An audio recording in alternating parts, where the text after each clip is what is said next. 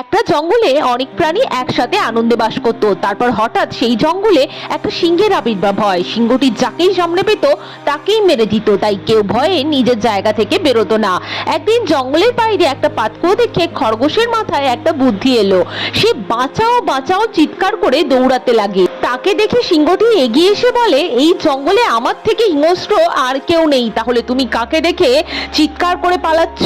খরগোশ উত্তরে বলল, জঙ্গলের বাইরে ওই পাতকুয়ায় আরেকটা সিংহ আছে যে আপনার থেকে অনেক বেশি হিংস্র, আর সে বলেছে আপনাকে মেরে দিতে পারবে। সিংহ রেগে গিয়ে সেখানে যেতে চাইলে খরগোশ তাকে সেখানে নিয়ে যায়। সিংহটি পাতকুয়ার জলে তাকিয়ে গর্জন করতে থাকলে সিংহের ছায়াটিও গর্জন করতে থাকে। বোকা সিংহ নিজের ছায়াকে শায়েস্তা করতে গিয়ে ওই পাতকুয়োর জলে ঝাঁপ দেয় এবং ডুবে মারা যায়। আর খরগোশের বুদ্ধির জোরে বনের সব প্রাণীরা আবার সুখে বাস করতে থাকে। তাই তো বলে, শারীরিক বলের চেয়ে বুদ্ধির জোর।